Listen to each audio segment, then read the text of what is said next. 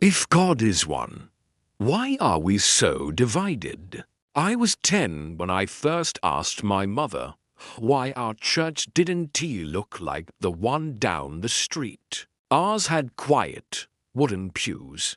Theirs had drums, dancing, and loud declarations. She told me they worship differently, but we all believe in the same God. I nodded, but it didn't quite make sense. If we all believe in the same God, why do we split into so many different camps?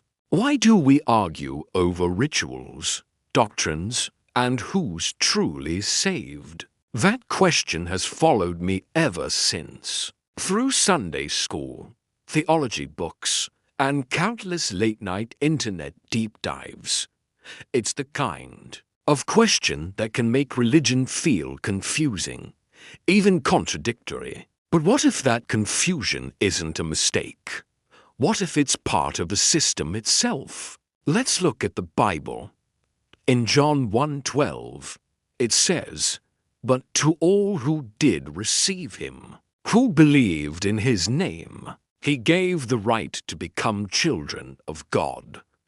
That sounds really inclusive and hopeful, right? But then you turn to Romans 9, which talks about God choosing Jacob over Esau before they were even born, not because of works, but because of him who calls. Suddenly, being a child of God seems less about your belief and more about being pre-selected. So, which is it? Are we all children of God, or only a chosen few? Theologians have wrestled with this for centuries. Augustine argued for predestination, saying God's grace is selective. A more modern theologian, Karl Barth, suggested God chooses all of humanity through Christ. But not everyone responds to that call. Meanwhile, the everyday person is just left wondering, am I in or am I out? This tension between universal love and selective grace is a perfect reflection of the broader confusion in religion. If God is love, why do our faiths so often divide us? Think about Islam, Christianity, and Judaism. All three trace their roots back to Abraham. All believe in one God. Yet their scriptures are different. Their rituals are different. And their followers often see each other as being on the wrong path. And it doesn't stop there. Within Christianity alone, there are over 45,000 denominations worldwide. That's not just diversity.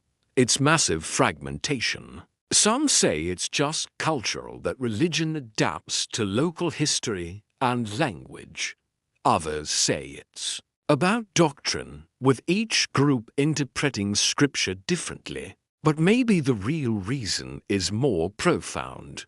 We are finite humans, trying to understand an infinite divine through our own limited perspectives. And we humans rarely agree on anything. Take the concept of salvation. For some, it's a single moment of faith. For others, it's a lifelong journey. Some believe baptism is absolutely essential. Others see it as purely symbolic. Some are confident in eternal security, while others live in fear of falling away. These aren't small details. They fundamentally shape how people live, pray, and relate to God. But here's the thing. Amid all this confusion, there's a strange kind of beauty. This incredible diversity of belief might just reflect the complexity of God. Maybe God is too vast to be captured by a single tradition. Maybe the contradictions we see in Scripture aren't errors, but invitations to wrestle, to question, and to grow in our faith. Remember the story of Jacob? He literally wrestled with God and was renamed Israel, which means he who struggles with God. That isn't just a story. It's a metaphor for faith itself. To believe is to struggle. To love God is to ask the hard questions. And sometimes, the most faithful thing we can do is just admit that we're confused. So, where does that leave us? It leaves us living in the tension between unity and division, between clarity and mystery, between feeling like children of God and wondering if we were ever chosen in the first place. It's not a comfortable place to be, but it's an honest one. Religion may never be simple, but maybe that's the point.